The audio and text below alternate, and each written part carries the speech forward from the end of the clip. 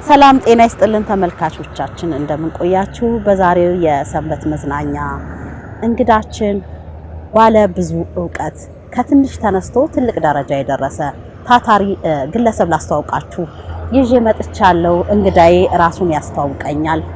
ወደ እንግዳዬ ማን ልበል? አመሰግናለሁ። እንግዳ አድርጋችሁን ስለጋበዛችሁን ከልብ አመሰግናለሁ። ስሜ ካሌብ ከበደ ይባላል። አቶ ካሌብ የት ተወለዱ?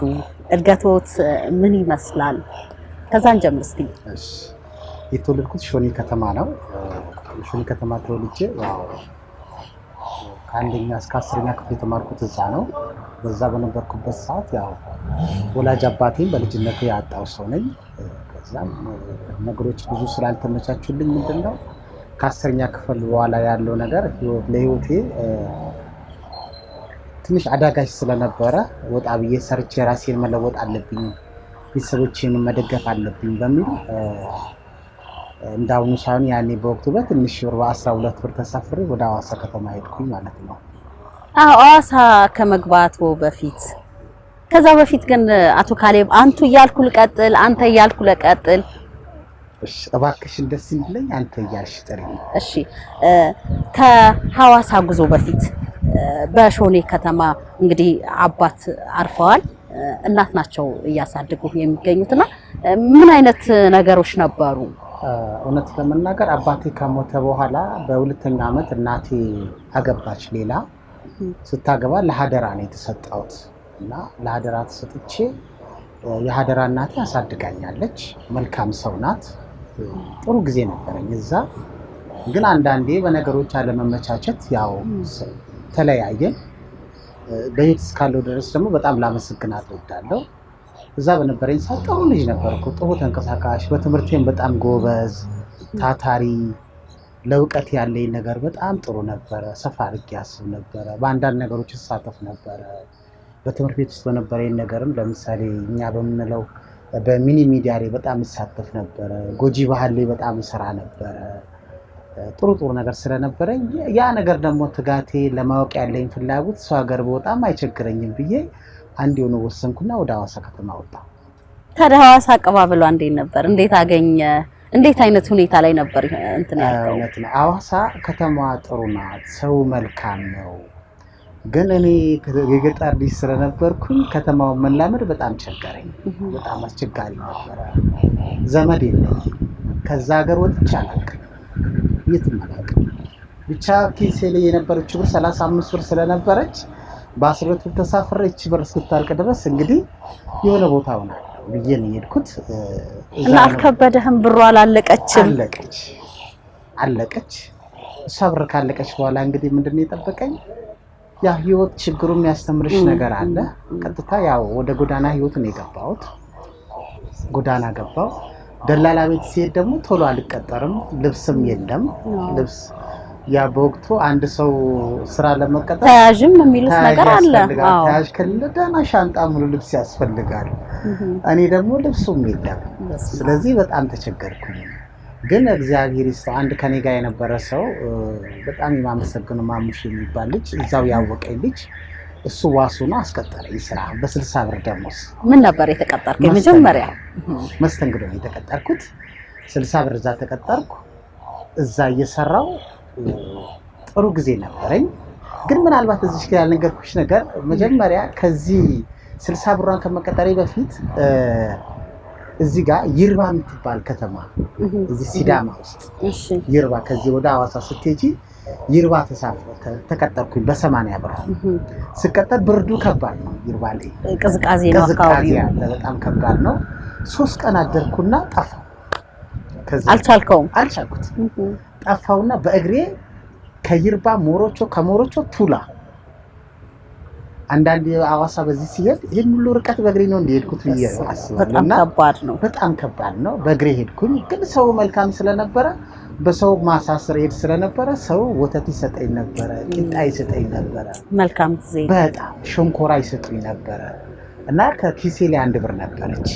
ቱላ ከደረስኩ በኋላ ከቱላ ሐዋሳ 1 ብር ነው ያኔ። በ1 ብር ተሳፍሬ ሐዋሳ ገባሁ። ከዛ በኋላ ነው ደላላው ወደ ትግስት ሆቴል የቀጠረኝ። ትግስት ሆቴል መናሪያ ፊት ለፊት 60 ብር ተቀጠርኩኝ። ጥሩ ጊዜ ነበረ፣ ደስ ይለኝ ነበረ። ግን እዛ መናኸሪያ የሚሳፈሩ ሰዎች ከኛ ጋር የሚመጡት ሰዎችን እዛ ማግኘት ጀመርኩ።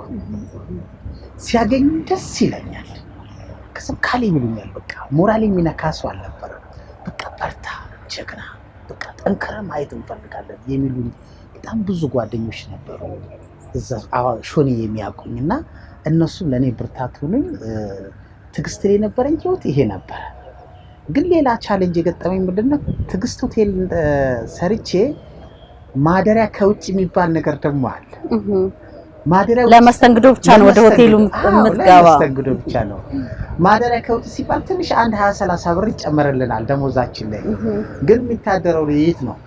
አንተ ማደሪያም አልነበረ? ማደሪያ የሚለኝ ነበር እንዳለ ማድረው እያደርኩኝ ሌሊት 12 ሰዓት ላይ ተነስቼ ሄዳለሁ። ከዛ በኋላ ደግሞ ስራዬን እሰራለሁ። ማታ 5 ሰዓት እመጣለሁ። ቤት ኪራይ ከባድ ነበር ማለት ነው በዛ ሰዓት? ሰውንም አልተላመድኩም። ማን ያመኛል? ብቻዬን እከራያለሁ። ሰው ያስፈልጋል እና በእውነት እዛ እያደርኩኝ ትንሽ ሰውን እየተላመድኩ ከሰው ጋር እየተዋወቅኩ መጣሁ፣ እየሰራሁ መጣሁ። ከዛም ጥሩ ነበረኝ። በቃ ፋስቱ በጣም ጎበዝ ልጅ ሆንኩኝ። ትንሽ ደግሞ እዚህ እያደገ ስትሄድ ደግሞ የ10ኛ ክፍል ወረቀቴ ይዣት ሄድኩ። ከዚህ ከሾኔ ዶክመንቴን ኮፒ አድርጌ ይዤ። የዛኔም ቤት አልተከራየህም? አልተከራየሁም፣ ጎዳና ነበርኩ። ምን አለ መሰለሽ አንዳንዴ በህይወትሽ ላይ ነው ብለሽ አምነሽ የምትቀበይው ነገር ማለት ልብስ እንዴት ትቀይራለህ ወይስ እንዴት ነው የምታደርገው? ማታ የተኛህበት እናስቀምጠው ደላላ ቤት አለ። እኔ የራስ ልብስ ነው የምትለብሺው። ስራ ቦታ ስትሄጂ የስራ ልብስ ትለብሻለሽ፣ ጋውን አለ። ያችን ጋውን ቲሸርትሽን የሆነ ልብስሽን ታጠቢያለሽ። እዛ ታጥቢና ታስጫለሽ። ጋውንህን ለብሰህ ጋውን ተለብሶ ማለት ነው። ከዛ በኋላ ማታ ደግሞ እሱ ልብስ ሲደርቅ ደግሞ ተለብሶ ይወጣል ማለት ነው። የሚገርም ጊዜ ነው። እዛ የነበረኝ ጊዜ ያ ነበረ፣ ጥሩ ጊዜ ነበረኝ። ግን ትንሽ ደግሞ እዚህ እያደገች ስትሄድ 160 ብር ሳውዝ ስፕሪንግ ሆቴል ተቀጠርኩ። በወቅቱ ትልቅ ሆቴል ነበረ። በጣም ፈጣንና ቀልጣፋ ነው። በአንዴ እንደዚህ አይነት እድገት ማግኘት በጣም ከሰዎች ጋር በጣም መግባባት ይችላለሁ። እና ሳውዝ ስፕሪንግ ሆቴል ስገባ ሳውዝ ስፕሪንግ ትላልቅ ባለስልጣናት የሚገቡ በወቅቱ ትልቅ ሆቴል እሱ ነው። አርቲስቶች ይመጡ ነበረ። ሲመጡ ያገኛቸዋለሁ። በቃ ነጮች ይመጡ ነበረ። ነጮች ሲመጡ በቃ በጣም ደስ ይለኝ ጀመር። በቃ አሁን ላይ በቃ የምፈልገውን ነገር እያገኘው ነው ብዬ አሰብኩ። እና በትርፍ አንድ ቀን ስራ አንድ ቀን እረፍት ነው እዛ። ልክ 160 ብር ደሞዝ ሲሆን 30 ብር አጋጭተን ተከራየን ቤት ከተማ። አንድ ሰው አገኘው ከጓደኛዬ ጋር ሁለታችን የተለያየን ሽፍት ነን። አንድ ቀን ስራ አንድ ቀን እረፍት ነው። ስለዚህ እኔ እዚህ ስራ ቦታ ሳደር እሱ ቤት ያድራል። እንደዚህም ተፈራረቅን። ለሁለት አንድ ቤት ተከራየን። ከዛ እየመጣው እንግዶችን እምነት ነበረኝ። በጣም ሰዎች ያምኑኝ ነበርና ከተማውን ሳውዝ ስፕሪንግ አይተሽው እንደሆነ ከከተማ በጣም ወጣ ያለ ነውና ከተማ ማየት የሚፈልግ ሰው ሲመጣ ይዣቸውን ይመጣል። አሳያቸዋለሁ፣ አስጎበኛቸዋለሁ። ነጮች ከመጡ አሳያቸዋለሁ። ፋስት ነበርኩ እና ያንን ይዤ ሲሄድ አንድ አቤል አበበ የሚባል ልጅ ሎካል ጋይድ አለ እዛ ሀገር። አንተ ማን ፈቅዶልህ ነው ነጮች ይዘህ የምትሄደው አለኝ። እኔ እዛ ሆቴል ስለምሰራ እንደው ከተማ ላሳያቸው ብዬ ነው ለሾፒንግ። እንዴት ነው መግባባት ትችላለህ? አዎ በቃ እንግዲያውን አንድ እድል ልስጥ አለኝ። ሎካል ጋይድ የሚባል ትምህርት በደቡብ ክልል ስለመጣ ይህን እድል ተጠቀምና ሎካል ጋይድ አፕላይ አድርግ፣ ዩኒቨርሲቲ ተማሪዎች ተፈልገዋል አለኝ። ሲለኝ እኔ ያለኝ ወረቀት ደግሞ የ10ኛ ክፍል ነው የተፈለገው። ግራጁዌት ያደረገና የሶስተኛ ዓመት ተማሪ ነው የተፈለገው። የኔ ወረቀት ከዛ ጋር አብሮ ገባ። እነሱ ጋር ማለት ነው። ደቡብ ክልል ባህልና ቱሪዝም ቢሮ ላይ ገባ። ሲገባ በወቅቱ የነበረ ሰው አንተ ይገኛል የ10ኛ ክፍል ወረቀት ይዘህ መጥተህ ሎካል ጋይድ መሆን ትፈልጋለህ እንዴ? እኛ የፈለግነው ግራጁዌት ያደረገ ነው ዩኒቨርሲቲ ላይ፣ ካልሆነ የሶስተኛ 4 ዓመት ተማሪ ነው። ስለዚህ ይዘህ ሄድ ወረቀትህን አለኝ። ሲለኝ ያ ትዕግስቱም አለ አይደል? አንዳንዴ ደህንነቱም ማጣቱም የሚያስተምርሽ ነገር አለና ረጋ ብዬ it's my pleasure to join when I will to speak English, so it's my pleasure to be local guide, please give me for such opportunity. ይህን እድል ስጠኝ እኔ ሎካል ጋይድ መሆን እፈልጋለሁ ይገርም ስለው እንግሊዝኛ መናገር ትችላለህ ትሞክራለህ ማለት ነው እንዴ ስል ምን ባይልን እንጂ እኮ ኬንያ ብትሄድ እኮ አንድ ገበሬ የሚናገር ነውና እነሱ በእንግሊዝ በፈረንሳይ ምናምን ቀይ ስለተገዙ አዎ ኬንያ ብትሄድ እኮ አንድ ገበሬ የሚናገረው ነው ምንድነው ስለዚህ ማየት ፈልጋለሁ አልኩት ስል ኮንፊደንስን በጣም ወድጃለሁ አለ ደህንነት እኮ አንዳንድ ኮንፊደንስ ያስተምር ደስ ይላል አይደል በተለይ በስራ ላይ ደህንነት እኮ በጣም የሚያስጠላው ሌብነትን ሲያስተምር እውነት ነው እና ቡታጅራ ሄድኩኝ ከነሱ ጋር ሰለጠንኩ ጥሩ ሪፎርመንስ ነበር ከነሱ ጋር እና እዛ ተምሬ መጥቼ ስራው ሐዋሳ ነው ከዛ ሐዋሳ መጣ በጣም ደስ ይላል ሐዋሳ መጣውና እዛው ሳውዝ ስፕሪንግ ሆቴል ላይ ደሞዜ እያደገ መጣ ደሞዜ እያደገ ሲመጣ 400 ብር ደሞዜ ሲሆን ምን አደረኩኝ መማር አለብኝ ብዬ አሰብኩ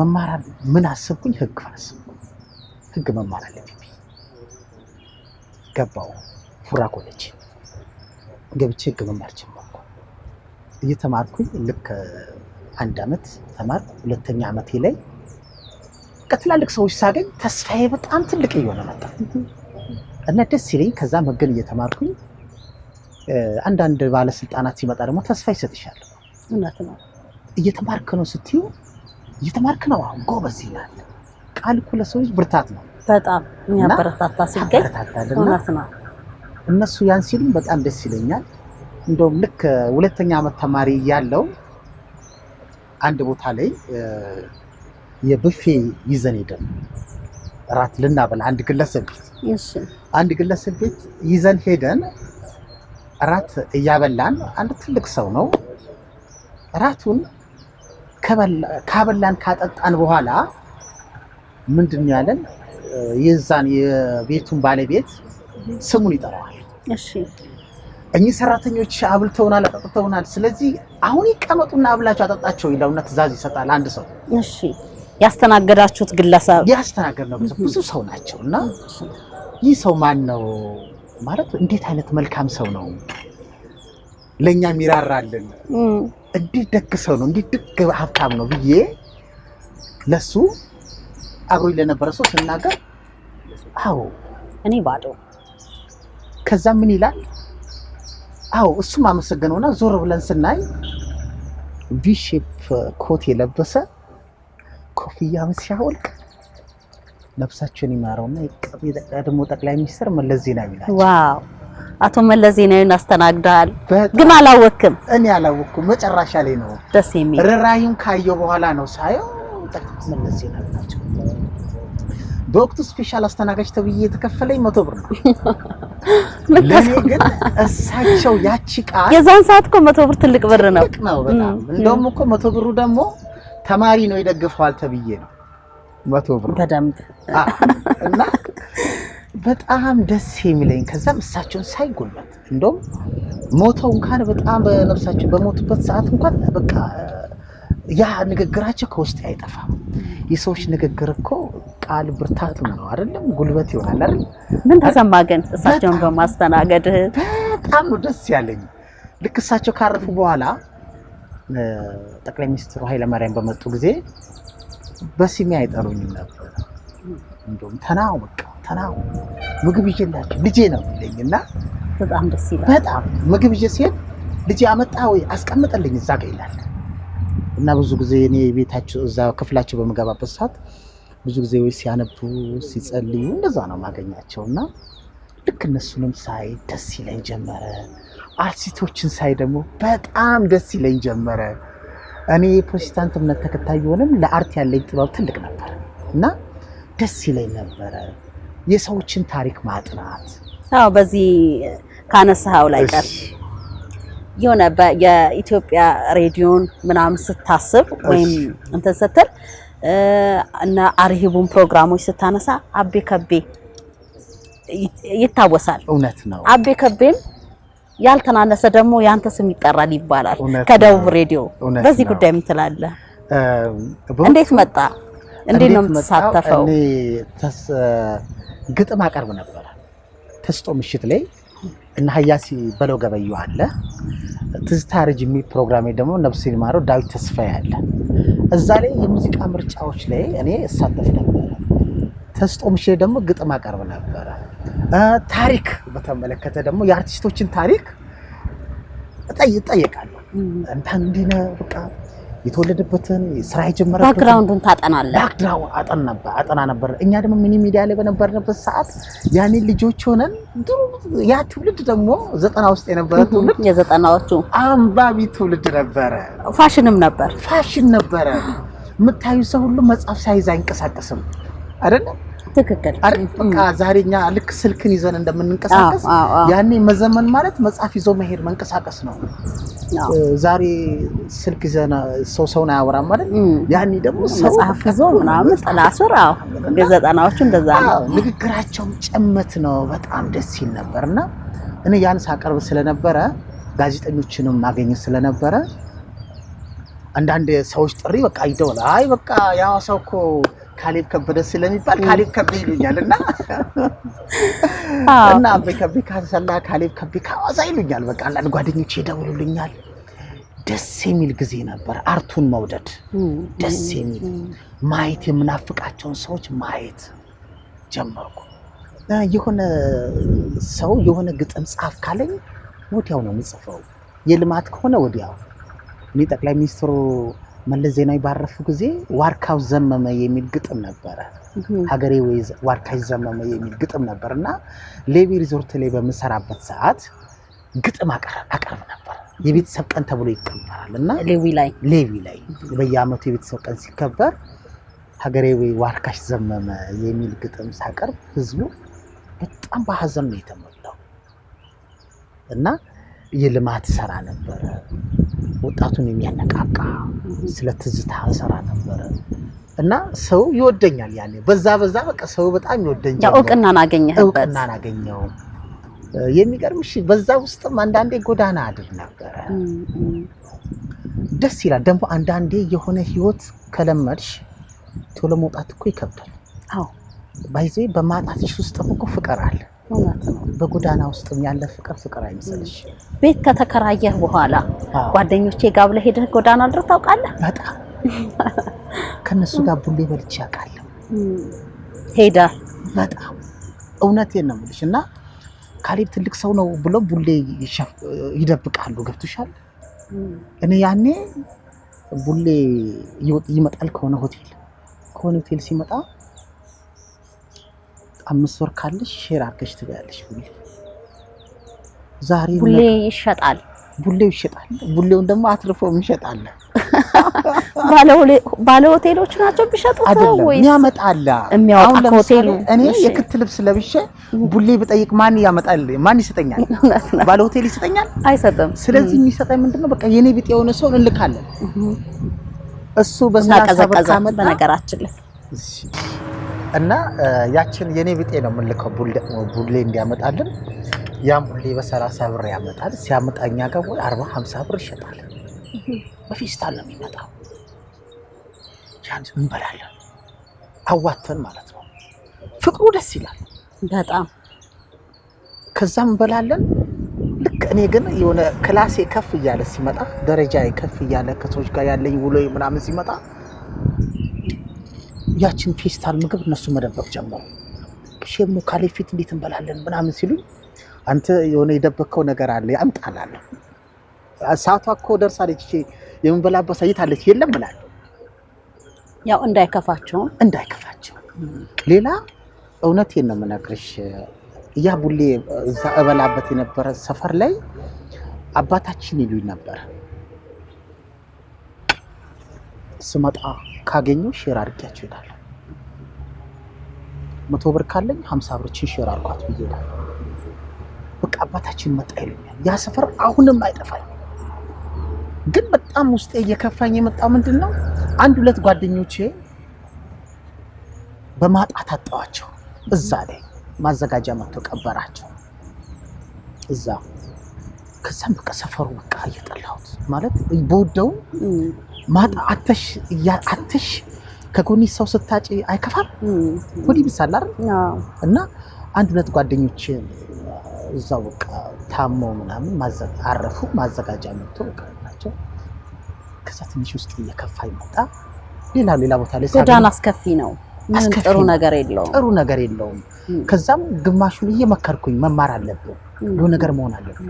በቃ ይብቃ ምለብሰው ከዚህ ልቀጠር ብዬ ልብስ አጣውና ልብስ አለ ልካ በእውነት ይህን በእግዚአብሔር ፊት ያልናገርሽ እያለበሰ ያው ስራ ካልናቁ እንዳንተ በእንትን በአቋም ከተነሱ ስራ አይጠፋም። መስራት አለባችሁ። እንትኑን ለራሳችሁ ደረጃ ስጡ። በቃ እኔ ትልቅ ነኝ የሚለውን ነገር በቃ ውስጣችሁ ላይ ማስቀመጥ አለባችሁ። ተው ከዛሬ ጀምሮ እንዳትወሉ። ትላንት አታችሁን ይበላችሁ ታረን፣ ዛሬ ግን ሰርታችኋል። በቃ አንዳንዴ እኮ ሱስ ላይ ሰው ልክ ነው፣ ልመናም ሱስ ይሆናል ይባላል እኮ አንዳንዴ። ልክ ነው፣ እውነት ነው። እና እኔ ግን ከቡሌው ዓለም ወጥቼ እየበላው ነበር ያወጣቸው ከዛ የሱን አስከፊነት እና አንዳንዴ ሱስም ዓለም ላይ እኮ ሰዎች ሳይፈልጉ ሱስ ውስጥ ገብቶ የገቡትን ሰዎች የሚያወጡ ሰዎች አሉ አይደል? እና ክላስ ከፍ እያለ ሲመጣ ብዙ ሰዎችን አወጣቸው ከዛ በቃ ያንተም ህይወት እንደዚህ ነው የሚሆነው። ነገ መተው ማዘጋጃ ነው የሚቀበል እውነት ነው። ስለዚህ ውጣ እና እግዚአብሔር ይመስገን ብዙ ጓደኞች ተቀየሩ። በጣም ደስ እያለኝ መጣ። የህግ ትምህርት ልክ 3ኛ ዓመት ተማሪ እያለሁ ከስራ ተባረርኩ። የተባረርኩት ምንድነው የደቡብ ኢትዮጵያ ወጣት የህግ ባለሙያዎች ማህበር አባል ሆንኩ። እሺ ሆኜ ጠቅላይ ፍርድ ቤት ቢሮ ነበረ።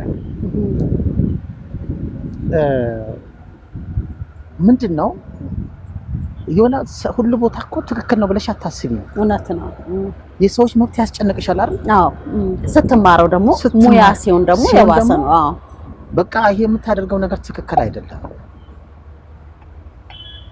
መቃወም ጀመርኩ። የሚገርምሽ ነገር በቃ ነገሮችን መቃወም ጀመርኩ። ሲገባኝ መቃወም ጀመርኩ።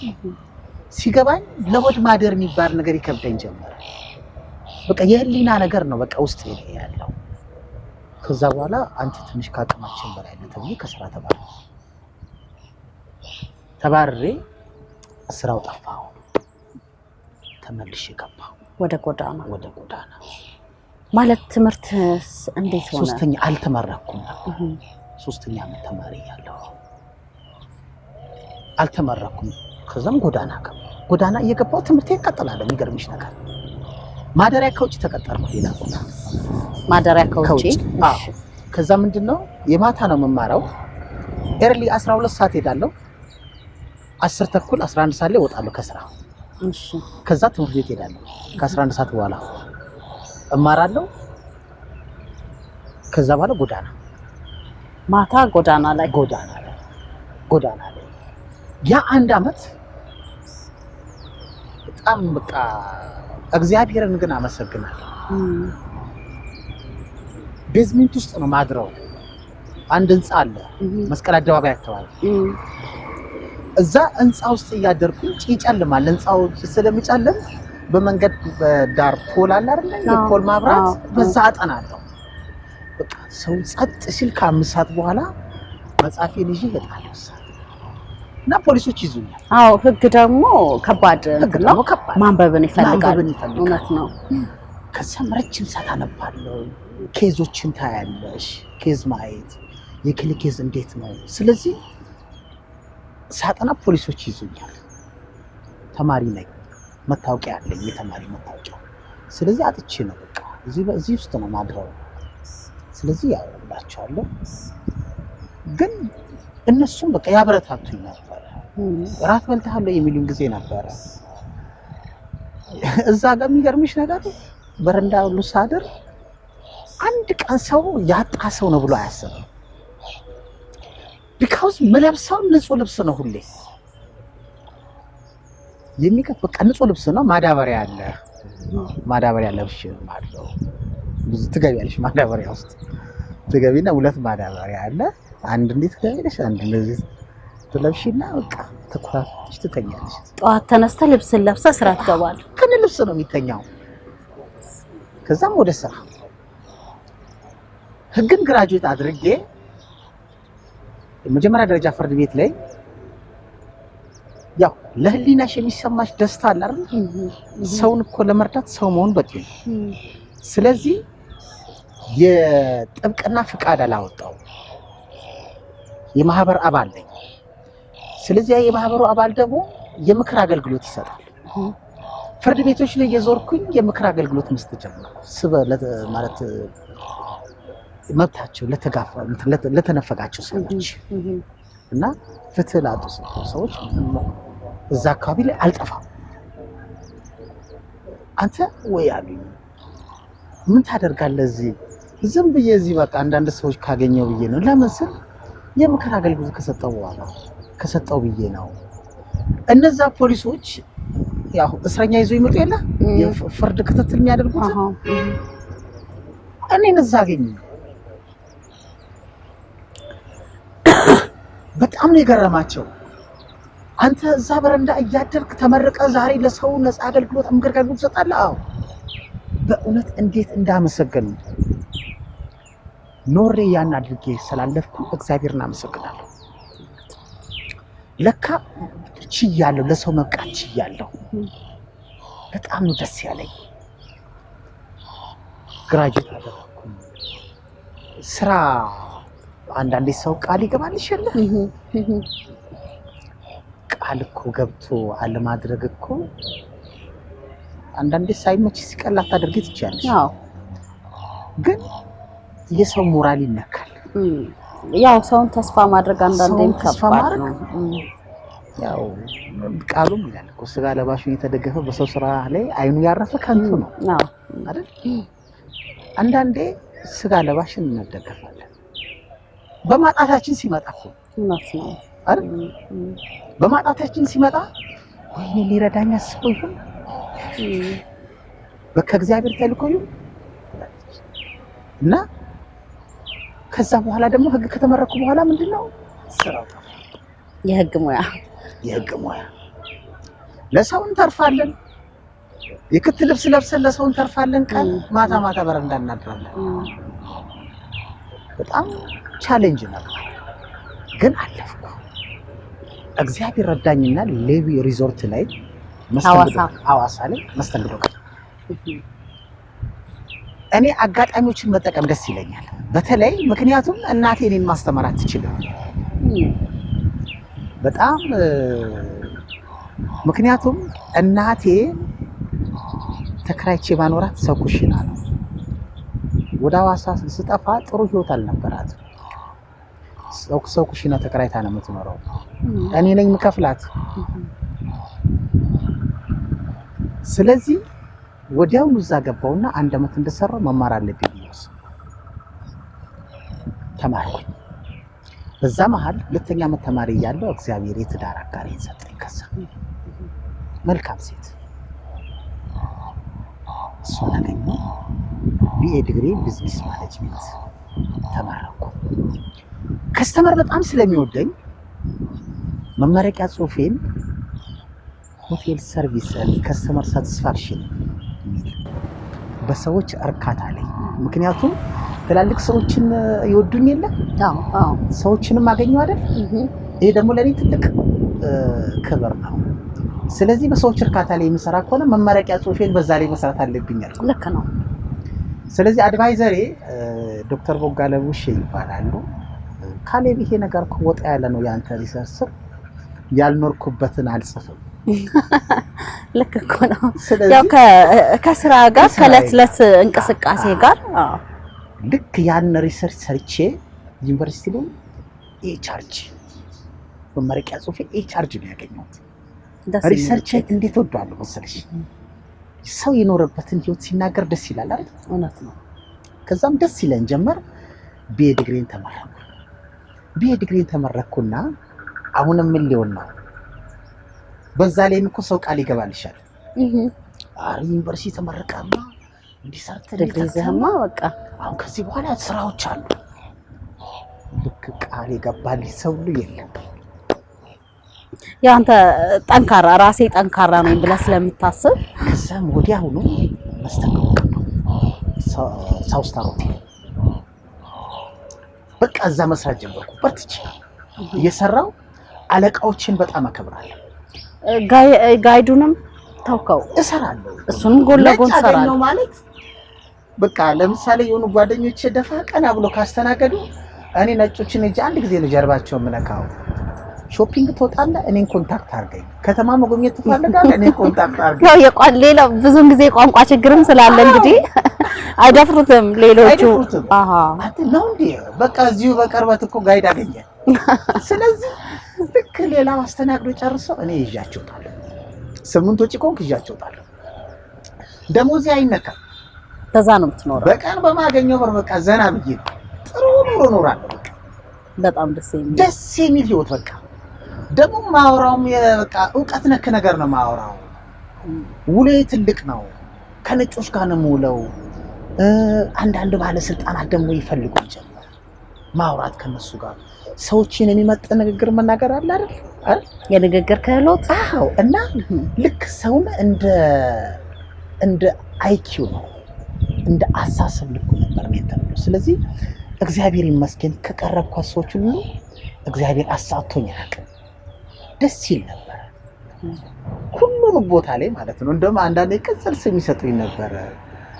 ከዛ ስም ውጪ ጎግል በቃ አንተ እኮ የሆነ ቦታ ይሉኛል እና ደስ ይለኝ ነበርና ታረጋለሁ።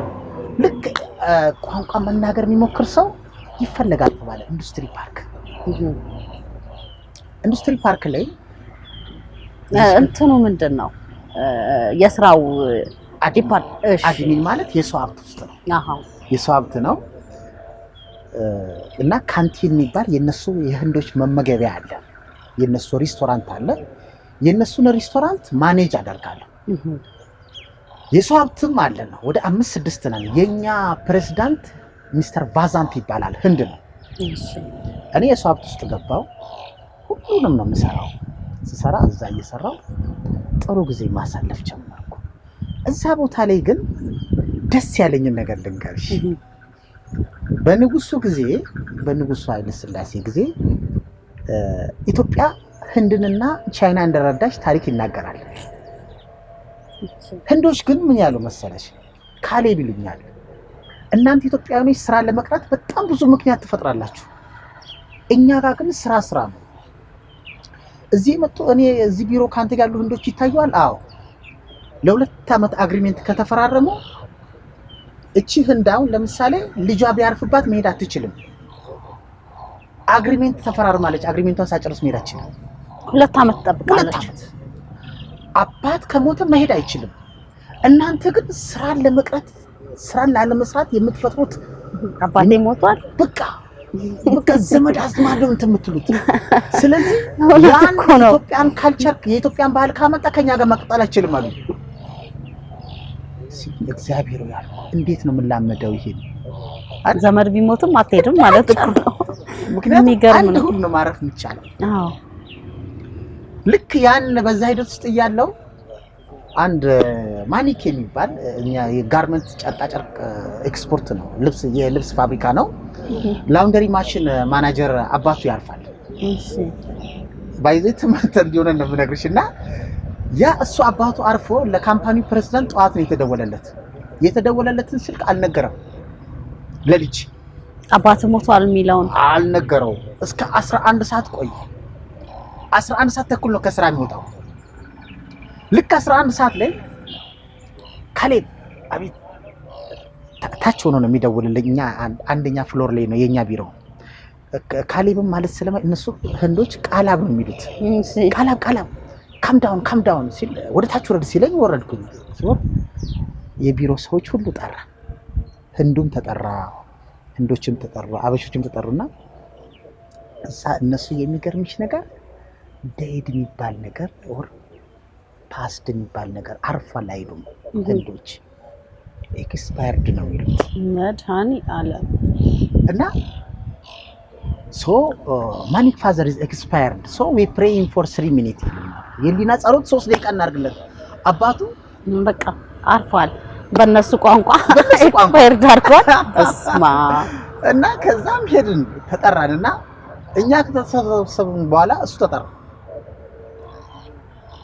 already your father expired ሶ we pray 3 minutes 3 ደቂቃ እንጸልይላለን። እንዲህ በቃ 3 ደቂቃ ጸልይለት ወደ ስራ 30 ደቂቃውን ትመለሳለህ ወደ ቤት ትሄዳለህ አሉት። ወደ ማደሪያ ቤት 30 ደቂቃ እኮ 30 ደቂቃው እኛ እኮ ተበላሽተናል። 30 ደቂቃ ሲቀር ወደ ቤቱ ሄዶ አርፎ ጠዋት መጣ ስራ። አይሄድም ለቅሶ ኖ በፍጹም አግሪመንት ሳይጨርስ መሄድ አይችልም። እዛ ቦታ ላይ ምን እንዳሰብኩ ታውቂያለሽ? ምን እንዳስተማረኝ ግን ትልቅ ትምህርት ነው። እውነት የት በደረስን ነበር። አሁን ዛሬ በአለማችን ላይ በኢኮኖሚ ያለችበትን ደረጃ አስቢየንት ለካ እኛ ታይም ማኔጅመንት ላይ አንሰራ እንዴ አንተ አስብ። አባቴ ሞቶ 1 ወር ሊሆን ይችላል 15 ቀን ሊሆን ይችላል የምናርፈው። ለካ እኛ ይሄ ነው ይሄ ባህል። አንዳንዴ ባህላችን ተጽዕኖ ያደርግብናል። ባህል ማለት ከባድ ነው በነገራችን። በጣም ለኛ ለስራችን ለእድገት በቃ በምድር ላይ ሳለን ለፍተን ጥረን ግረን መኖር አለብን።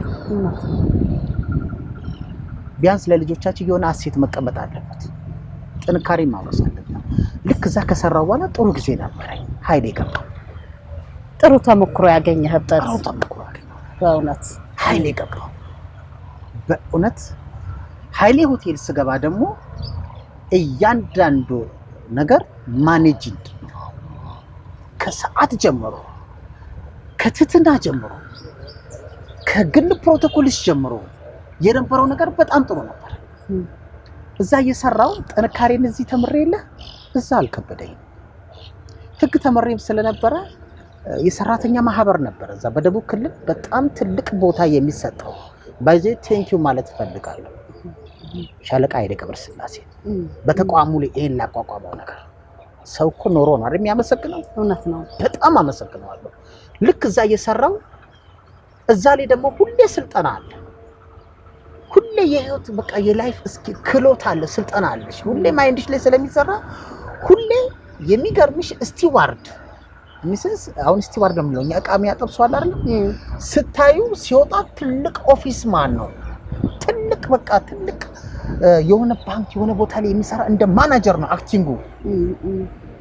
የሚወስደው ስልጠና በላዩ ላይ የሚሰራው ነገር በራስ መተማመን ኮንፊደንስ። በዛ ላይ ደግሞ ያስጨንቅሻል ስራው። ገብቶሻል? እኔ ህንዶች ጋር የተማርኩት ነገር አለ አይደል? እዚህ ስመጣ ኃይሌ ላይ አንድ ነገር አለ። በችሎታ ከሰማይ ወፍ ብታወርድ ይላል። በጣም ፕሮፌሽናል ሰው ብትሆን በችሎታ ከሰማይ ወፍ ብታወርድ ዲሲፕሊን ከሌለ ዜሮ ነው። ትክክል። በተለይ ለኛ ለኢትዮጵያውያን ደግሞ ጭራሽ ዲሲፕሊን እኛ ላይ የገደለን ያለን ምቾት ነው። የምንተኛው መኝታ ራሱ ሊጎረብጠን ይገባል። ልክ ያ ደስ ሌላው ሰው ለከጠላቱ ምቾት ነው። ልክ ነው። ፕሪንሲፕላቸው ነው። ሁለተኛ ፕሪንሲፕላቸው ምንድነው? ኮምፈርት ኢዝ ዩር ኤኒሚ ይላል። ምቾት ተመቸኝ ብለህ የምትኖረው ኑሮ ላንተ ጠላት ነው። በቃ መጨነቅ መቻል አለብህ። እኔን የሚያስጨንቀኝ ሰው ለኔ መልካም ሰው፣ በነገራችን ዝም የሚለኝ ሰው ጠላቴ ነው። እውነቴን ነው የምልሽ። በህይወቴ ላይ ማይናገረኝ ካሊብ ለምን እንዲያትሆን የሚማይለኝ ሰው በቃ መንገድ እያሳየኝ አይደለም። እኔ እኮ አቅሜ ይደክማል እኮ ነገር አቅጣጫን የሚያሳይ ሰው ጥሩ ነው። ልክ አቅጣጫ የሚያሳዩ ሰዎች ነበሩ። እሷ በጣም ተካረ። ከዛ ኢሰማኮ ሰራተኛ ማህበራዊ ዋስትና የዛ ማህበር ምክትል ሊቀመንበር አደረገኝ። ህግም ተምሬ ያልነበር እኔ ትልቅ ነኝ። ሳካ ደስ ይላል ከኔ ጋር ማውራት፣ በቢሮ ደረጃ ማውራት፣ ስለ ሰዎች ስለ ሰራተኛ መብት እያንዳንዱ ነገር ግልጽ ነበር ለኛ እንድንሰራ። ስለዚህ በቃ እኔ ትልቅ ሰው ነኝ የሚል ነገር ደስ ይለኝ ነበር። እዛ ላይ በነበረኝ ሰዓት ልክ እዛ አካባቢ ያለው ያው ትምህርቴን እየተማርኩ አይደለ? በነገራችን ላይ 2ኛ ዲግሪ ተማርኩ። ያው ባንተ ትምህርት ይቀጥላል። ቻሌንጅ የሚባል ነገር አትፈራም። እሺ በቃ በትርፍ ሰዓቴ መማር አለ። 2ኛ ዲግሪ እየተማርኩ 2ኛ ዓመት ተማሪ ነበርኩ። እዛ ውስጥ ግን እየከፋ ይመጣ። ለምንድን ነው እየተማርኩ ነው እየለፋው ነው ለምንድን ማለት ታየው ነው። በቃ መታየት አለብኝ። አመራሩ ስለምንድን ማያየኝ ነው? እዛ በነበርኩ ሰው በቃ አመራር ሁሉም አመራር ይወደኛል። ግን ለምንድን ነው እኔ እኮ ሞዴል ነኝ መታየት አለኝ። ትላልቅ ሃይ ክላስ ላይ ያሉ ሰዎች ደግሞ ምናልባት አንቺን ለማየት እድሉ ላይኖርሽ ይችላል። አጠገብሽ ያለው ሰው ነው ስላንቺ ተናግሮ የሰዎች ምስክርነት ነው አንቺን ተምልሽ። ልክ ነው። ከዚህ ቦታ ነው የተነሳው፣ እንደዚህ ነው፣ በእንደዚህ አይነት ህይወት አልፏል። ከዛ አንድ መልእክት ለአሁኑ ለክልሉ ፕሬዝዳንት ለክቡር ጥላሁን ከበደ የዛኔ ምን ቦታ ላይ ነበር የሚሰሩት? እሳቸው ያኔ ደሄድን ነበር። እሺ የክልሉ ፕሬዝዳንት የነበሩት ደግሞ ርስቱ ይርዳው ነበሩ። ርስቱ ይርዳው ነበሩና ለአቶ ጥላሁን ምን የሚል መልእክት ላክ? አንድ መልእክት አስቀመጥኩላቸው ለሳቸው። ጽፌ ከጻፍኩ በኋላ ተጸጸትኩ። ግን ምን አባቱ ከዚህ በኋላ ብታሰር ምን አይቆጨኝም አልኩና ምን መጥፎ መልእክት ነው እንዴ? መልእክቱ ምንድነው? የቀድሞ ከንቲባ የአዲስ አበባ ከተማ ከንቲባ ታከለ ኡማ ሊስትሮ እየሰራ ዩኒቨርሲቲ ተመርቆ ለወጣ ልጅ ከዩኒቨርሲቲ ሲወጣ ስራ ቢያጣ የስራ ታክሲ ገዝቶ ሰጥቶታል፣ ወደ ሊስትሮ እንዳይመለስ። እኔ እኮ ቤተሰቦቼን በልጅነቴ ያጣው እናቴ በጣም ደካማ ናት፣ በሰው ኩሽና ተከራይታ የምትኖር ናት እና ያለ አንድ ሰው ድጋፍ እስከ ዛሬ እየተማርኩ ያለው። አሁን ዛሬ ልጅ አለኝ፣ ሁለተኛ ዓመት የሁለተኛ ዲግሪ ተማሪ ነኝ። ስለዚህ እኔ እኮ ሞዴል ነኝ። ለእናንተ ሞዴል ማለት ምንድን ነው? እኔ ለምንድን ነው ሞዴል ማለት ታየው? እንዴት አታዩኝም ነው? እንዴት አታዩኝም ብዬ መልዕክት አስቀመጥኩ። ወቀሳ እንጂ ያቺ ወቀሳ ደግሞ ከመላኬ በፊት አንድ ሁለቴ ስልክ አግኝቼዋለሁ። እሺ ጥሩ ነው። ያው ለእናንተ ቅርብ ናቸው፣ እንዲህ አይነት ቅርብ ናቸው። አሁን ለሌላ ሰው ለሚሰማው ሰው ሩቅ ሊመስሉ ይችላል፣ ግን እለት እለት እናንተ ጋር የሚመጡ የምታስተናግዳቸው ለዛ ቅርብ ስለሆኑ ስለነሱም የምንጨነቀው እኛ ነው። የነሱ ጠባቂ እኮ አሳልፈው የሚሰጠው ለኛ ነው። እውነት ነው አይደል? ስለዚህ ስለነሱ በጣም እንጨነቃለን። ያ መልእክት ሳይሆን በሶስተኛው ቀን ወደ 7-8 ርዕሰ መስተዳድሩ ተጨምረው መጡ። የምትሰራበት ቪአይፒ ሩም ገቡና መጀመሪያ ፈታሽ ገባ። ክፍሉን ይፈትሻል፣ ፈታሽ ይገባል። ፕሮቶኮል መጥቶ ይፈትሻል። ሲፈትሽ ልክ ፈታሹ እዛ እያለ እነሱ ገቡ። አስተናጋጆች ገቡ። ሲገቡ ኖ እኛ ምግብ አናዝም፣ ምን ፈልገው ካሌብን ነው ተባለ። ጋርዱ ወጣ። ይሄ ልጅ ምን አድርጎ ነው ጋርዱና አቅም ያኔ ሲያስተናግድ ምናልባት ሞባይል ሰርቆባቸዋል ያስብላል። ምን አድርጎ ነው? ከዛም አስተናጋጆቹ ደግሞ ምንድነው ለዛ ለነበሩ ማኔጅመንቶች ኢንፎርም አደረጉ። ማኔጅመንቱ ተደናገጠ። ካሌ ምንድነው ባለ ቪአይፒዎቹ እኮ ምግብ አናዘም ብለዋል፣ ግን አንተን ምን ፈልገው ብለህ ምን አጥፍተሃል? ተደናገጡ። አንተ የሰራሃትን ታውቃለህ? አስታውሰዋል? አስታውሻለሁ። በቃ ስርዓትን የጠበቀኝ ያልኩት በቃ ታሰራለሁ። እኔ ያው ሆድ ብሶኝ ነው የጻፍኩት መልእክቱን ያስቀመጥኩት። ስለዚህ በቃ እንደምታሰርታ ልክ በር ስደርስ ሀዲያ ባዲኛ ያወራኛል። ጋርዱ ማለት ነው ጋርዶቹ። እሺ ወላይታ በወላይትኛ ያወራኛል። ሲዳማ በሲዳምኛ ይጠይቀኛል። ግራ ተጋብቶ ገባው። ስገባ በጣም ነው የማመሰግነው በህይወቴ እውነት ጥላሁን ከበደ፣ ክቡር ጥላሁን ከበደ በጣም አመሰግናለሁ። እውነቴን ነው የምነግርሽ። በቃ በህይወቴ እሳቸው ነው የተነሱት። መጀመሪያ ተነስቶ ይህን ስልሽ ላደረጉልኝ ነገር ደግሞ እኔም ተነስቼ እጅ ነሳለሁ። በእውነት ያደረጉልኝ ነገር ቀላል አይደለም። ተነሳና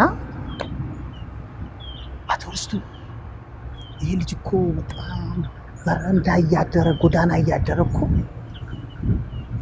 ወላጆቹን አጥቶ ዛሬ እናቱ እንደዚህ ሆና ግን ተስፋ ሳይቆርጥ ሁለተኛ ዲግሪ እየተማረ ያለ ልጅ ነው፣ ሊመሰገን ይገባል።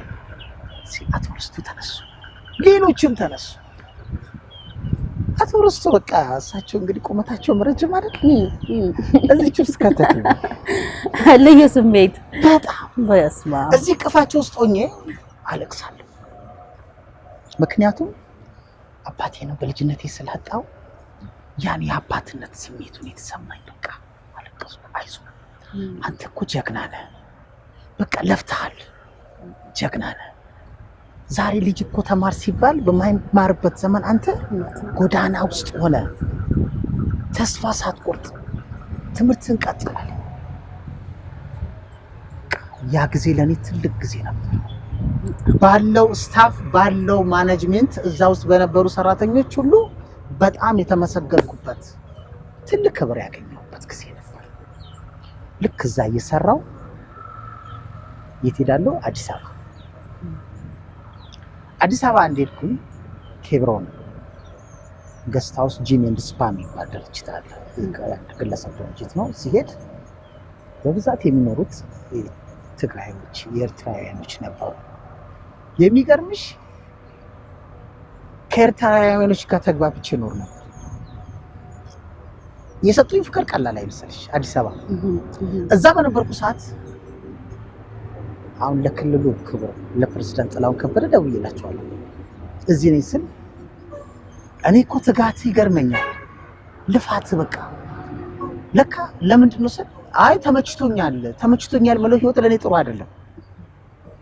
ስለዚህ ማየት አለብኝ። ሐዋሳን አይቼ የለ አዲስ አበባን ማየት አለብኝ። ሄድኩ። እዛ ጥሩ ጊዜ ነበረኝ። የተወሰነ ጊዜ ከሰራው በኋላ ተመለስኩና ወዴት መጣሁ? ወደ ሐዋሳ። ወዴት? ኮሌጅ፣ የግል ኮሌጅ ለማስተማር መጣሁ። አስተማርኩ። ምን ኮሌጅ አስተማርክ? ፍሪላንድ ኮሌጅ የሚባል በህጉ ነው ወይስ ይሄ ሆቴልና ቱሪዝም ነው? ሆቴልና ቱሪዝም ላይ አንድ ኮርስ አለ። የሰው ሀብት ኤችአር ላይ ነው። በሰው ክሪቲካል ቲንኪንግ የሚባል ኮርስ አለ። እሷን ኮርስ እሰጣለሁ። ሬጅስትራልም ነኝ፣ ታማኝ ነኝ።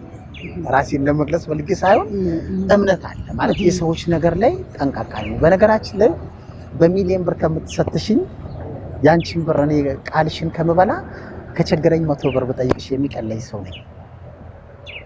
እምነት እኮ በጣም ከባድ ነገር ነው። ልክ ከዛ ካስተማርኩ በኋላ አዲስ አበባ ድጋሚ ተጠራው ድጋሚ ሄድኩኝ። እዛ ተቋም ልክ እዚህ ግን ኮሌጅ መምህርነት እዚህ ኮሌጅ ላይ ስሰራ የማገኛት ብር ልጆቼን ሊያስተምር አልቻለም። ትንሽ ነው። በህይወት እያለሽ እንደዚህ አይነት ኮንተስ ወይም በፓርታይም ምናምን ስታስተምር እንጂ ተጨማሪ ስራ ሲሆን እንጂ በጣም ከባድ እኔ ደግሞ ብዙ ኤክስፒሪየንስ የለኝም። ገና ጀማሪ ስለሆንኩኝ በቃ ማጣት ለልጆች መሆን አለመቻል እንደ እብድ ያደርገኝ ጀመረ። አዲስ አበባ ሄጄ እየሰራው ግን ልክ እዛ እየሰራው ኤርትራውያኖች ይወዱኛል። አዲስ አበባ ላይ ያሉ እንግዶች ከስተመሮች በጣም ነው የሚወዱኝ እና ደስ ሲለኝ በቃ ይሰጡኛል ብር። አልዋሽም በቃ የሆነ ነገር ሻብና በር እንዲህ በር ይሉኛል። ብሩም ጥሩ አገኛለሁ። እየሰራው የልጅ ናፍቆት አልችልም። እየተመላለሱ እንትን ከባድ ነው። ከልጅ መለየት እንዴት እንደሚያ ከቤተሰብ ተለይቶ መኖር በጣም ከባድ ነው። ለህፃናት ናቸው። አባ በቃ ይሉኛል።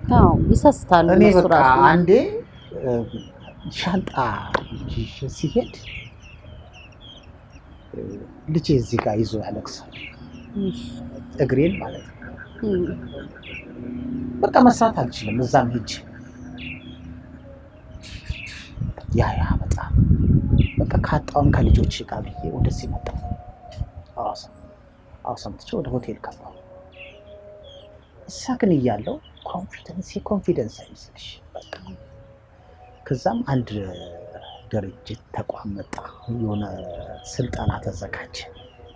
8 አፍሪካ ሀገራት ናይጄሪያ፣ ደቡብ አፍሪካ፣ ኮንጎ፣ የተለያዩ ሀገራት ስልጠና ነበር።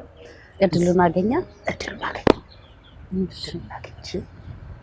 እንዴት እንደሚወዱኝ እዛ በቃ ካሌ ያናገኘውና ግብዣ ተደረገልኝ። አፍሪካ ህብረት ደስ ሲል አፍሪካ ህብረት ገባው። ማስተላለፍ ያለብኝን አስተላለፍኩኝ እዛ። በጣም ደስ የሚል ኢትዮጵያን እንደ ኢትዮጵያ አንተ ነህ ኢትዮጵያ ወንበር ላይ ተቀምጬ ንግግር አድርጌ መጣሁ። ከዛም ደስ ይለኝ ጀመረ። ከዛም ሐዋሳ በመጣሁ ሰዓት በጣም ደስ የሚል እና በህይወት ላይ ሁሌም ተስፋ አለመቁረጥ ደስተኛ ያደርግሻል። ስራ መስራት፣ ስራ አለመናቅ። ሐዋሳ ከመጣሁ በኋላም ሰራው፣ 1-2 ቦታዎች ሰራው። ሆቴሎች ማደራጀት፣ ሆቴል ማማከር በጣም ትልቅ ቢዝነስ እኮ ነው። ሆቴል ማማከር አማክራቸዋለሁ። የሚደራጅ ቤት ካለ ከ1-2 ቤቶች ሐዋሳ ላይ አደራጀው። ከዛ በኋላ ወደ ወላይታ ሶዶ መጣሁ። ወላይታ ሶዶ ቀጥታ ያዕቆብ ነው የመጣው። ያዕቆብ ሆቴል ስመጣ በጣም ደስተኛ ያደረገኝ እኔ እዚህ ሀገር ልጅ ነኝ ማለት እዚህ የወላይታ ልጅ ነኝ፣ ግን ርቄያለሁ። ርቄ ስለነበረ ምንድነው ባህሉም ትንሽ ጠፍቶብኝ ነበረ። ግን አዲስ አበባ ሆኜ የሆነ የመጽሔት ጽሑፍ ነበረኝ። እሺ አሁን እዚህ ሀገር አይተውታል፣ አንዳንድ አመራሮች አይተውታል። አፕራይዚንግ ኤንድ ኢንፍሉዌንስ ኦፍ ወላይታ ኢን አፍሪካ የሚል መጽሔት ላይ የሆነች ምንድነው ከዚህ ከዊኪፒዲያ ከአንዳንድ መጽሔቶች ሰብሰብ አድርጌ ጻፍኳታለች። የወላይታ አነሳስና ተጽዕኖ ፈጣሪነት በኢትዮጵያ የሚል አሁን ተጠርዞ የተቀመጠ አለ። አንዳንድ አመራሮች አይተውታል። ያ ነገር በቃ ልክ እዚህ ስመጣ ፍቅሩ ጨመረ፣ ደስ ይለኝ ጨመረ። በቃ ወይኔ ለካ እንዲህ ነው እንዳልኩ። የመጀመሪያ የከተሞች ፎረም ላይ ነው የጻፍኩት። የከተሞች ፎረም ባለ7 በራ ወላይታ የሚል ጥሩ ጽፌ በተለያዩ ዌብሳይቶች መልቀቅ ጀመርኩ። ከዛም በወቅቱ የነበሩት ከንቲባዎች፣ አመራሮች አዩት። የእንኳን ደህና መጣችሁ መልእክቴ በእንግሊዝኛ ላይ ጻፍኩት። ጽፌ ደስ የሚል ጊዜ ያው አካባቢህን ማስተዋወቅ ከዛም ደስ ይለኝ ጀመረ። ልክ ስቆይ የመጀመሪያዬን ልክ ያን ካደረግኩ በኋላ የሆቴል ነገር ያሳስበኝ ጀመረ። ምክንያቱም ለአንድ አገር እድገት ዋናው መሰረታዊ ሆቴል ነው። ሆቴል በነገራችን ላይ የግለሰብ አይደለም። ሀብቱ የግለሰብ ሊሆን ይችላል። ሆቴል ግን የህዝብ ነው። እውነት ነው። አገልግሎት የህዝብ ነው። ሆቴል የሚያሳርፍ ሰርቪስ ያስፈልገናል። ሆቴል ላይ ጥሩ ሰርቪስ ባይዘ ህንፃ ጥሩ ነገር እንግዳ ካረካበት ሆቴል ማለት ትርፉ ጥሩ ነገር እንግዳ ካላገኘበት ህንፃው አይደለም። ሆቴል ህንፃ አይደለም። አገልግሎቱ ሰርቪሱ መመስገን አለበት። ኮሜንት መጻፍ አለበት። እኔ አሁን አንዳንዴ ሌቪ ላይ ኢሜላችን ላይ ያያሉ። ገብቶሻል? ኢሜላችን ላይ ተው ካሌብ ዩር ሰርቪስ አሜዚንግ ይሉኛል። ገብቶሻል? አንዳንዴ አዲስ አበባ ልብስ ከአሜሪካ ምናምን ልብስ ያመጡልኝ this gift for Mr. ካሌብ ብሎ ያመጣል። ሄጂ የወሰድኳቸው ጊዜያቶች አሉ። ስጦታ ይመጡልኝ ማለት ነው። ሰርቪስ ነው። ትክክል። ሰርቪስ ኳሊቲ ከሌለ ህንፃ ነው። ሰው የሌለበት ደግሞ ኦና ነው። እውነት ነው። ስለዚህ ሰርቪስ ላይ መሰራት አለበት የሚል በጣም ያስጨንቀኝ ጀመር። እንዴት ማድረግ አለብን? ከዛም እኔ ያስጨንቀኛል የውጭ ዜጎች እንዴት መሆን አለባቸው የሚል የመጀመሪያ ነጭ የተቀበልኩት ዶክተር አንደርሰን ነው። የክርስቲያን ሆስፒታል ዶክተር አንደርሰን ሽኝት ሲደረግላቸው እኔ ምንም ማድረግ ስለማልችል በሆቴል ስምና በወላይታ ህዝብ ስም ደብዳቤ ጻፍኩላቸው።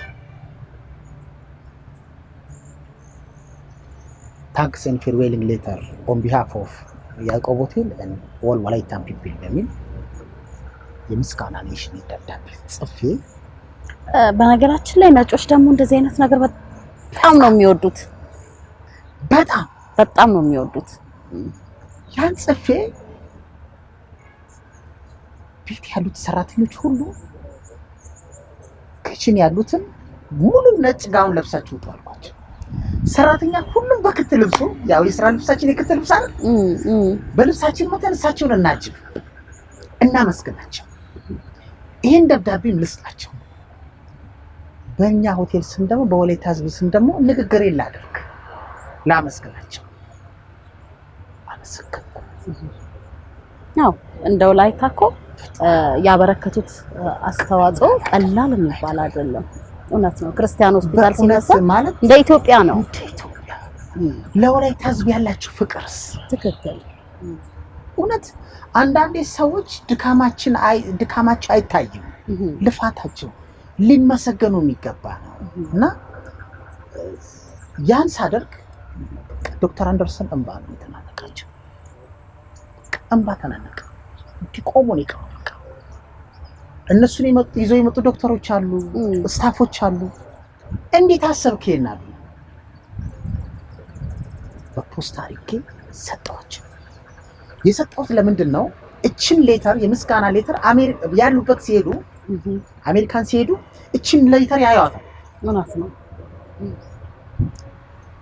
ልክ የሚገርምሽ ያን ቀን ያችን መጨረሻ ላይ ለነበረው ስታፍ ሁሉ ብር መስጠት ጀመሩ። አስታውሳለሁ። ለእያንዳንዱ ሰው ብር። ይሄ ለኔ እኮ ትልቅ ክብር ነው።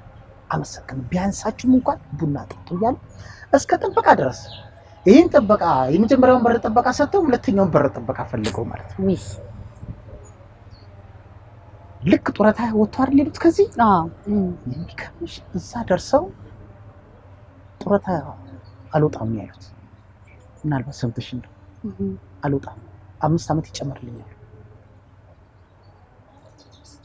ያ ሲጨመርላቸው እንደገና ህዝባችን ለማገልገል አልመጡም። በጣም የሚቀር ደስ አይልም? በጣም ከዛም ደስታ ለካ ወላይታ ውስጥ አንድ ነገር እያረኩ ነው አልኩ። የሆነ አሻራ እያስቀመጥኩ ነው ማለት ነው አልኩ። ደስ ይለኝ ጀመረ። ከዛም ሁለተኛ እንግዳ የመጡት ሞሲፉት ላይ የሚሰሩ ዶክተሮች ነበሩ፣ የጀርመን ዶክተሮች 5 ዶክተሮች መጡ። እነሱን ተቀብዬ ሞሲፉት ምንድነው መረጃ ሰማ። እኛ በተፈጥሮ ኤሌፋንቲዝም የሚባለው ይችላል እንግዲህ በእኛው ባህል እኮ ወንበር እንኳን አሰጥም። በእውነት ሰው የሚጸየፍ ትክክል ነው። መጥፎ ጠረን ያለውን ሳይጸየፉ ያን ሲያደርጉ በጣም ገርሞኛል። በቪዲዮ ሲያሳዩ ያው እኛ በስራ አጋጣሚ የማየትም እንትናለን። እኚህ ከዛም ያ ማድረጋቸው ሳያንስ እነዛ ሰዎች ቤት ለመስራት አቅም ስለሌላቸው ቤታቸውን ይሰሩ ነበር። ቆርቆሮ ቤት ይሰሩላቸው ስለዚህ ህይወታቸውን የሚቀይር ነገር እና የሆነ ነገር እየከፈቱ የስራ አማራጮችን ሰጧቸው ነበር። ልክ ነው። ይህ ሲሆን ለምን አልተመሰገኑም?